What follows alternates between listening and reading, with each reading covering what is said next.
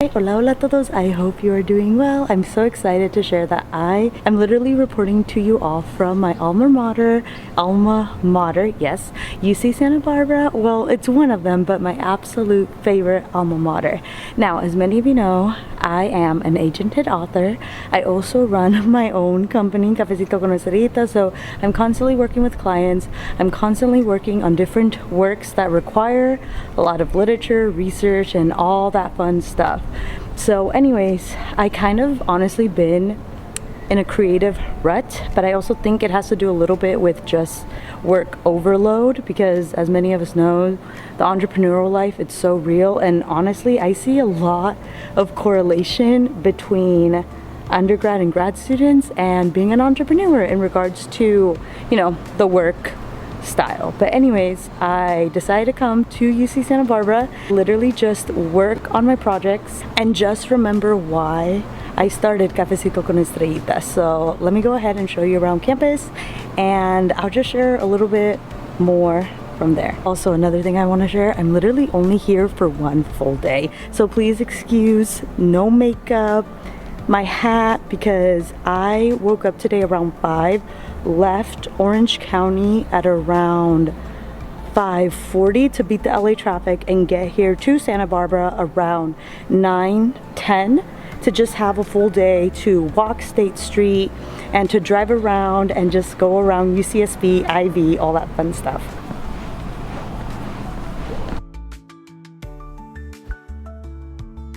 Alright, so UC Santa Barbara is known for literally being right next to the beach, but not only that, we literally have our own lagoon, which is super close to both Stork Tower as well as the University Center. And honestly, one of the things I miss so much about UCSB and really enjoyed as a student during my time there was the walkability, like literally just walking everywhere.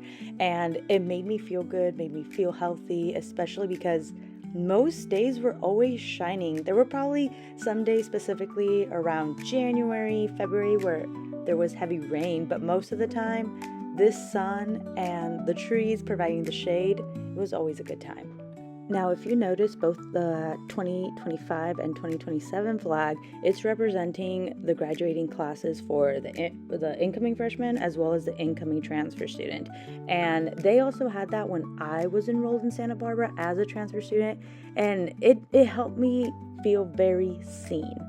Now, during my senior year of undergrad, the University Center, what you're looking at, was literally like my second home. I constantly used the food bank. I constantly used the study spaces it provided.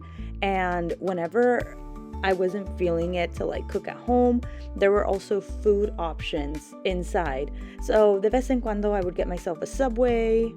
I also would get Panda Express, but it doesn't look like the Panda Express is there anymore. But anyways, I'm gonna go ahead and stop myself from talking so that you can just enjoy the scenery.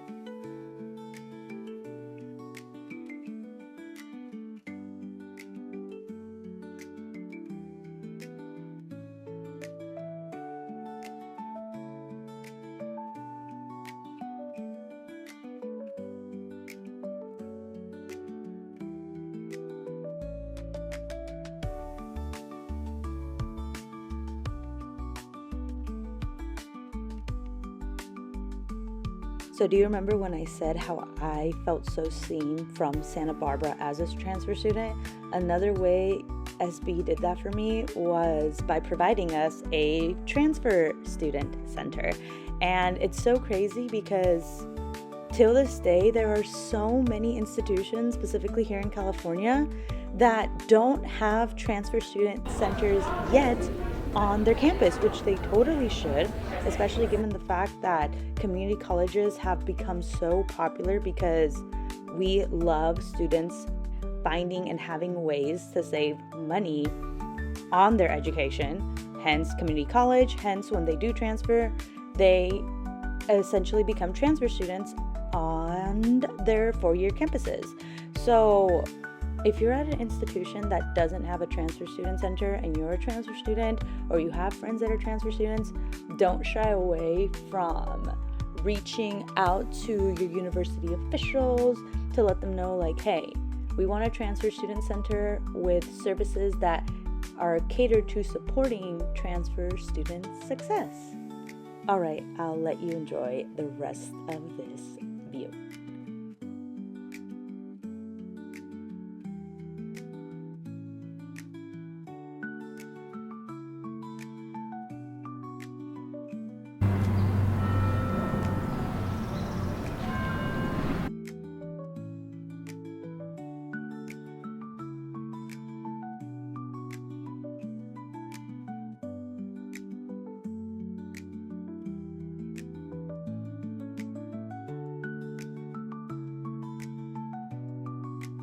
In case you can't tell, SB is a bike school, but no worries, if you don't have a bike, you can use a scooter.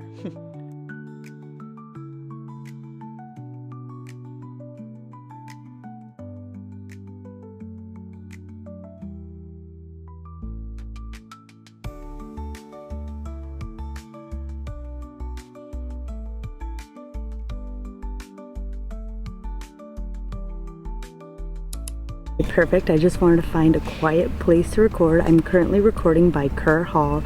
If you are at UCSB or UCSB alumni, you know, but taking you throughout the entire campus and letting you see just a few of my most favorite locations that I was constantly at as a student, it has me feeling nostalgic and emotional. And before As we slowly start to wrap up this video, I definitely want to share some advice specifically for first-gen transfer students, because in case you didn't know, when I came to UC Santa Barbara, I didn't come right after high school. I came in as a transfer student, and it took me 3.5 years in community college before I transferred to UCSB. And here are the tips. So numero uno, don't be afraid to change your major.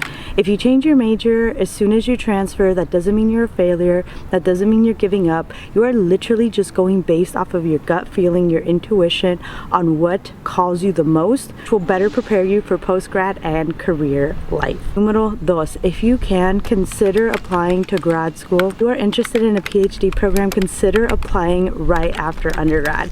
One thing I do regret is the fact that I didn't apply to PhD programs as soon as I got out of undergrad. I did apply for master's programs and I got in, which was super exciting, and I started my master's degree journey.